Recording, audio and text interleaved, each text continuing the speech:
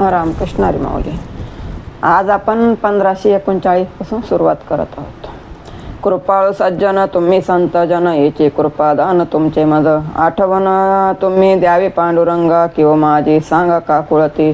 अनाथ अपराधी पतिता गळा, परी पाया वेगळा नका करू. तुका म्हणे तुम्ही निरविल्यावरी, मग मद हरी उपेक्षिना. तुम्ही संतजन कृपाळू सज्जनात, म्हणून मला आपणाकडून हेच कृपादान हवे. तुम्ही पांडुरंगाला माझी आठवण करून माझ्यावर कृपा करा, अशी माझी विनंती सांगा. मी अनाथ अपराधी आणि पतित आहे, हे जरी सत्य असले तरीही मला आपल्या चरणापासून दूर करू नका, हा माझा निरोप त्याला सांगा. तुकोबराय म्हणतात, तुम्ही जर मला भगवंताकडे सोपविले तर तुमची भीड बाळगून तो माझी उपेक्षा करणार नाही. संताच्या पाया माझा विश्वास, सर्व भावे दास झालो त्यांचा. तेची माझे हित करीते सकळ, जाणे जेणे हा गोपाळ कृपा करी. भागलिया मज वाहतील कडिये, त्यांची याचे जोडे सर्व सुख. तुका म्हणे शेष घेईन आवडी, वचन न मोडी बोलिले ते. संताच्या चरणावर माझा पूर्ण विश्वास आहे, म्हणून मी सर्व भावाने त्यांचा दास झालो आहे. हा गोपाळ माझ्यावर कृपा करील आणि माझे सर्व हित तो पाहिल. मी दमलो तर मला कडेवर घेईल, त्यामुळे मला सर्व सुखे प्राप्त होतील. तुकाराम महाराज म्हणतात, त्यांच्या वाणीतून बाहेर पडणारे शब्द मी झेलतो, त्यांची आज्ञा मोडत नाही व त्यांचे उद्गाराचे सेवन करतो. लागवी सूत्रधारी दोरी, नाचवी कुसरी उपजवी, पाळुनी संहारी नाना परीचे लागवी. पुरोनी पडईले उरले भक्ती सुखे, लांछावले उभे नीट चिरायले करकटीत न बैसे. बहु काळे ना सावळे, बहु कठीण न कोवळे, गुणत्रय वेगळे बहुबळे अथिले. असोनी नशे सकळामधी, मना गोचर बुद्धी, स्वामी माझा कृपानिधी. तुका म्हणे विठ्ठला. देव हा लागवी सूत्रधार आहे. प्रारब्धाची दोरी हाती धरून जन्म देणे, पालन करणे व संहार करणे, अशा प्रकारे तो चतुराईने साऱ्यांना नाचवितो. सर्व जग व्यापून तो पंढरीत उरला आहे. तो भक्ती सुखाला लाल चावला आहे, म्हणून तर तो कमरेवर हात ठेवून पंढरीत उभा आहे. तो खाली बसत नाही, तो खूप काळा नाही, सावळाही नाही, अंतकरणाने कठोरही नाही, मृदूही नाही, त्रिगुणाच्या पलीकडील असा तो महाबलशाली आहे. तुकोबांता तो संसारात असूनही नसल्यासारखा आहे. तो मनाला बुद्धीला समजत नाही, कळण्यास कठीण असा माझा स्वामी विठ्ठल मोठा कृपानिधी आहे. कीर्तन ऐकावे बोलले श्रवण, श्रीमुख लोचन देखावया. उदित हे भाग्य होईल कोणी काळी, चित्त तळमळी म्हणून या. उताविळ बाये भेटी लागे दंड, लोटांगणी धड जावयाची. तुका म्हणे माता ठेवीन चरणी, होतील पारणी इंद्रियाची.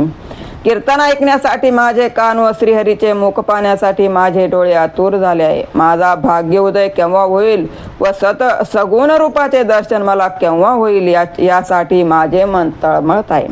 विठ्ठला, मिठी मारण्यासाठी माझी दंड स्फुरण पावत आहे. माझा देह त्याला लोटांगण घालण्यासाठी अधीर झाला आहे. तुकाराम महाराज म्हणतात, देवा तुझे दर्शन झाले की तुझ्या चरणावर माथा टेकवीन, व माझी सारी इंद्रिय आनंदित होईल. नाम घेता कंठ शीतळ शरीर, इंद्रिय व्यापळ नाठवती. गोड हे गोमटे अमृताशी वाढ, केला कै वाढ माझ्या चित्ते. प्रेमरचे झाली पुष्ट अंगी क्रांती, त्रिविध नासती तापक्षणे. तुका म्हणे तेथे विकाराची मात, बोलू नये हित सकळाचे. देवाचे नाव घेतले की कंठ आणि शरीर शीतल शांत होते आणि नाम साधनेत इंद्रियांना आपला व्यवहार करण्याचा विसर पडतो. असे हे नाम गोड मधुर असून स्वर्गातील अमृतापेक्षा श्रेष्ठ आहे. म्हणूनच माझ्या मनाने नाम साधनेत रस घेतलेला आहे. नामाच्या प्रेमरसाने माझी शरीर पुष्ट व तेजस्वी झाले आहे. नामामुळे क्षणात त्रिविध ताप नष्ट होतात.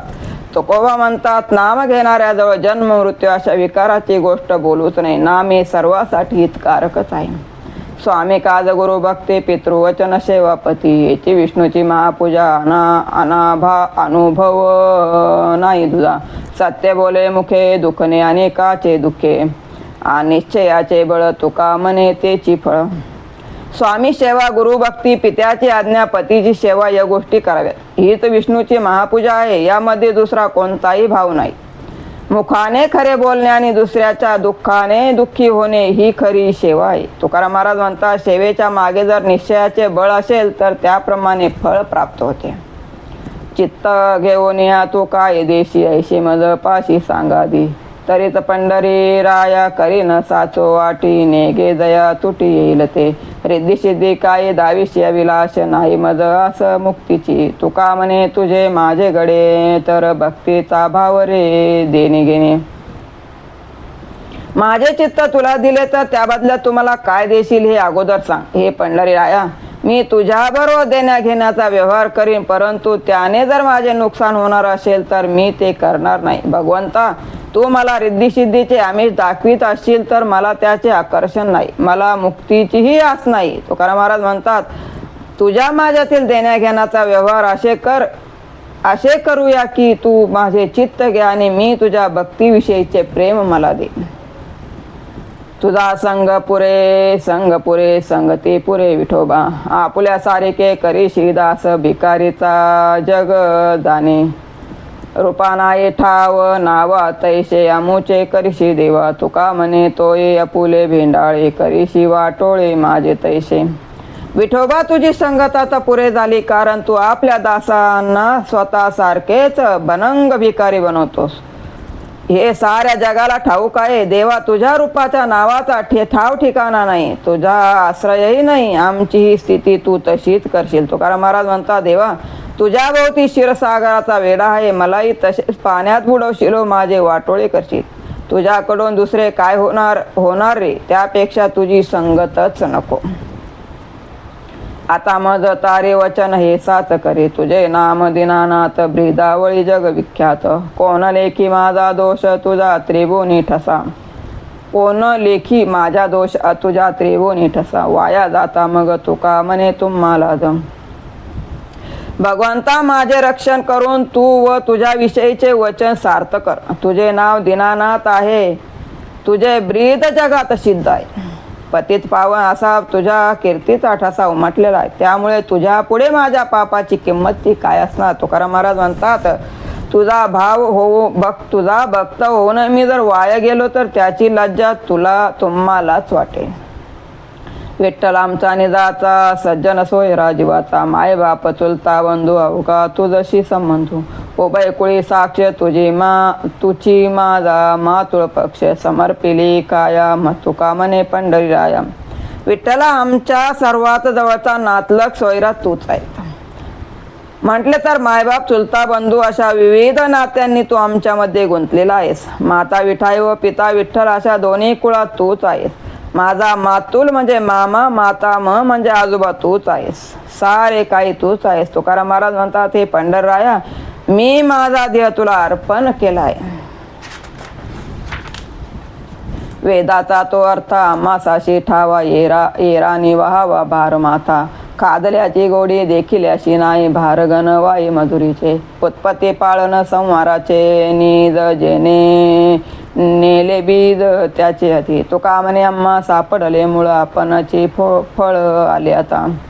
वेदाचा खरा अर्थ आम्हाला ठाऊक आहे. वेद अध्ययन करणारे पंडित व केवळ भारव आम्हाला आहेत. खाण्याच्या चवीचा अनुभव पाहण्याने मिळत नाही. द्रव्याने भरलेला हंडा वाहून नेणाऱ्याला हंड्यातील द्रव्याचा काही उपयोग नाही. विश्वाची उत्पत्ती स्थिती आणि लय यास कारणीभूत असलेल्या पांडुरंगाला ज्याने आपलेसे केले आहे त्यालाच वेदाचा खरा अर्थ समजतो. ज्याच्या हातात मूळ आहे त्याला आपसुकच फळ मिळते. त्याप्रमाणे वेदाचे कारण असलेला जो विठ्ठल तो आम्हाला सापडला आहे, त्यामुळे वेदरूपी फळ आम्हाला प्राप्त झाले आहे असे तुकोबा म्हणतात. आमुचा तो ऋणी ठाईची या देवा मागवया ठेवालो द्वार. वर्म तुझे आम्हा सापडले अति धरिले चित्त दृढ पाय. बैसलो धरणे कोंडोनिया दारी आतुनी बाहेरी येऊन दी. तुझ मज सासरी होईल या विचारे जळू बांड खोरे निलाजिरी. पांडवल माझे मिरविशी जेने सहस्रवोवनी नाममाळा. तुका म्हणे आम्ही केली जीवेसाठी तुम्हा आम्हा तुटी घालवता. देवा, तू आरंभापासूनच आमचा ऋणी आहेस. तो ठेवा मागण्यासाठी मी तुझ्या दारी आलो आहे.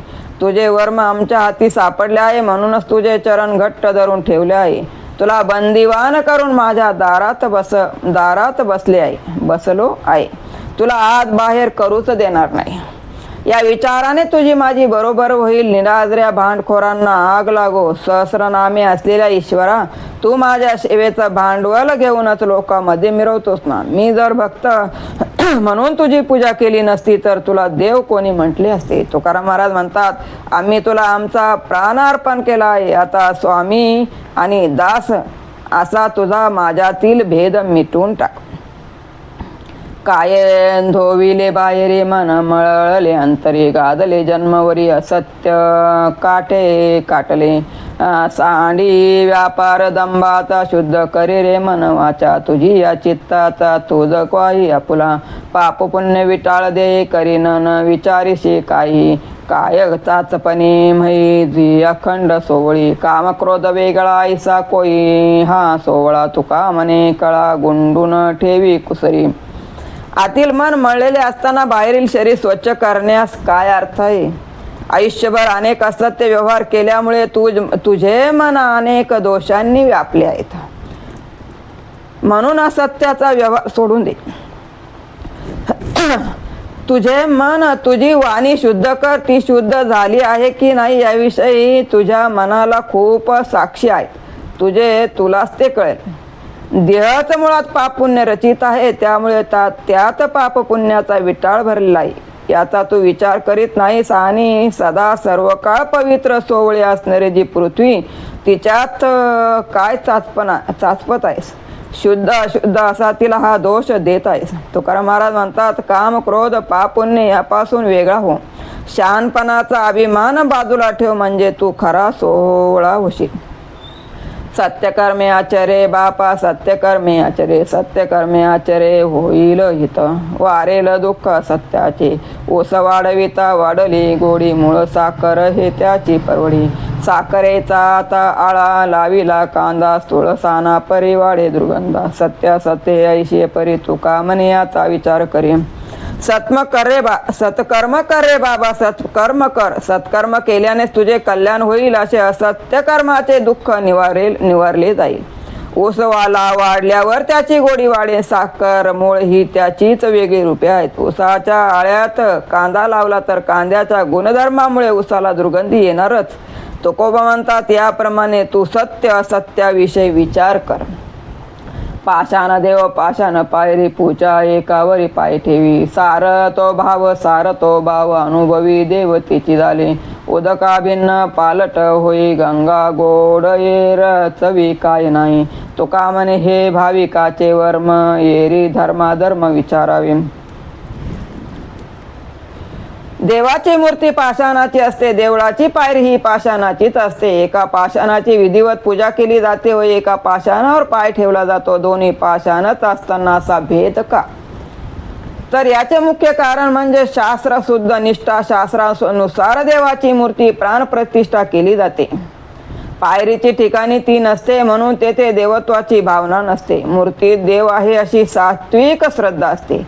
पृथ्वीवरील पाण्यात फरक असतोच. गंगेचे पाणी गोड असते, इतर पाण्याला चव नसते काय. पण गंगा हे पाप शालन तीर्थ आहे, तसे महत्व इतर ठिकाणाच्या पाण्याला नाही. तुकाराम महाराज म्हणतात, हे रहस्य केवळ श्रद्धावंताला कळते. नास्तिकांना त्याचा गंधही नसतो, अर्थात कळतच नाही. जन्म येऊन कार्य निजसुरा, झाले बेटीवर रुक्माईच्या. पाप ताप दैने जाईल सकळ, पावशी अडळ उत्तमते. संत मंत सिद्ध हरिदास, दाठणी फिटती पारणेंद्रियाचे. तुका म्हणे तेथे नामाचा गजर, फुकाचे अपार लुटिये. मनुष्य जन्म घेऊन असा आळशी मूर्ख का होतोस. रुक्माईचा पती जो श्री पांडुरंग, त्याच्या भेटीसाठी पंढरीला जा. त्या योगाने तुझे सर्व पाप ताप दारिद्र्य दुःख नाहीसे होतील व तू जन्म मरण रहित अशा अचल परमात्मपदी स्थिर होशील.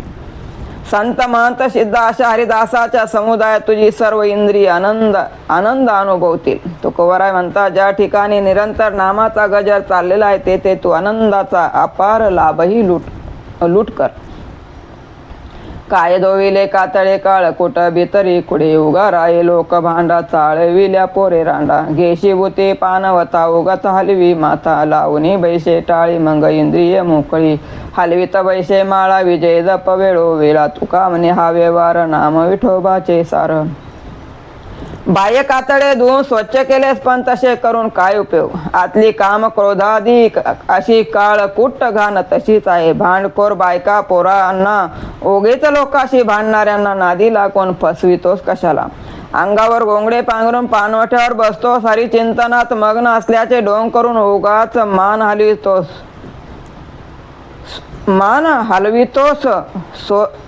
स्वस्त राहा जरा. मौन धरतोस मात्र मन इंद्रिय मोकळी सोडतात, विषयाच्या मागे धावतोस. तुकाराम महाराज म्हणतात, हा सारा पोट भरण्याचा व्यवहार हा खोटा आहे. हा सोडून सर्वाचे सार असे विठ्ठलाचे नाम घे.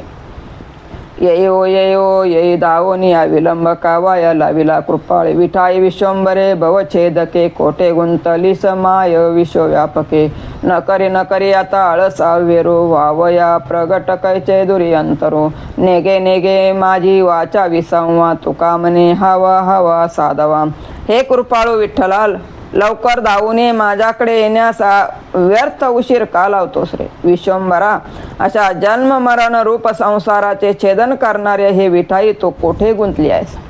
आळस करून आता माझा अव्हेर करू नकोस. आई, तुला प्रगट होण्यासाठी इतके अंतर का लागते. तू विश्वव्यापी आहेस ना. तुकाराम महाराज म्हणतात, तुझी भेट झाल्याशिवाय माझ्या वाणीला विश्रांती मिळणार नाही. तुझ्याबद्दलच्या तीव्र तळमळीमुळेच मला तुझी प्राप्ती होणार आहे. याची यांच्या ऐशे मागावे दान वंदोनी चरण नारायण. धीर उदरी व निर्मळ निर्भस येणे सर्वेश्वर ऐशे नाव.